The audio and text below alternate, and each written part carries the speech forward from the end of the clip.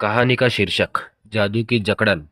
एक होनहार लड़का जिसकी दुनिया सिर्फ किताबों तक सीमित थी, ना शौक, ना दोस्त, ना झगड़े। लेकिन उसे क्या पता था, उसका मासूम मन एक ऐसी दलदल में फंस जाएगा जहां से लौटना आसान नहीं होगा। ये है रवि, खूबसूरत जवान, गरीब घर में जन्मा, लेकिन पढ़ाई में बेमिसाल। सुबह शाम बस किताबों से घिरा रहता है, जिसे बाहर की दुनिया से कोई मतलब नहीं, ना दोस्त, ना आवारगी। लेकिन रवि इस बात से अनजान था कि हल्के मेकअप में, आंखों में चाहत लिए, बालकनी से रोज रवि को कोई देखता था। इसी मोहल्ले में रहती थी एक शादीशुदा औरत, सुमन। उसका पति काम के सिलसिले में महीनों घर से बाहर रहता था। अकेलापन, अधूरी ख्वाहिशें और रवि। सुमन ने सब करके देख लिया था, लेकिन रवि को फंसाना मुश्किल था। तभी सुमन को अपनी माँ का ख्याल आया। सुमन की माँ काली सादी खाती और सुमन भी उसकी सीख में पली थी। जब रवि इसकी तरफ देखता भी नहीं था, तो सुमन ने आखिरी रास्ता चुना, काले जादू का। रवि बाहर जा रहा था तो सुमन उसे रोकती है और कहती है, रवि, मेरा छोटा सा एक काम है, कर दोगे क्या? मैं बाहर जा रहा हूँ, वापस आके कर दूंगा। सुमन ने रवि के आने से पहले चाय में कुछ मिलाया, उतने में रवि आ जाता है। आ गए? लो चाय पी लो। नहीं, मुझे पढ़ाई करनी है। तुम पहली बार घर आए हो, इतना तो बनता ही है।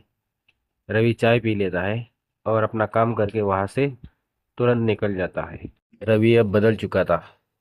सुमन के जादू का असर उस पर होने लगा था। सुमन की तरफ उसका खिंचाव, पढ़ाई ना करना, माँ बाप की बात ना मानना, शराब पीना, दिन भर घर से बाहर रहना। सुमन ने उसे पूरी तरह से अपने जाल में फांस लिया था। रवि के घर वाले परेशान हो चुके थे। रवि के पापा, कहाँ से सीख रहा है ये सब? ये हमारा रवि नहीं हो सकता। माँ रोते हुए, कुछ तो किया है हमारे बेटे को किसी ने।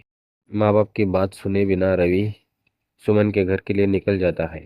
माँ बाप पीछे से आते हैं, दरवाजा खटखटाते हैं, तो सुमन अंदर से बोलती है, क्या काम है, कौन है? सुमन दरवाजा खोलती है। दरवाजा खुलते ही माँ बाप के होश उड़ जाते हैं। रवि अधनंग बेहोश बेड पर पड़ा हुआ है। रूम में चारों ओर ताबीज, धुआं, नींबू मिर्च, खोपड़ी पड़ी हुई।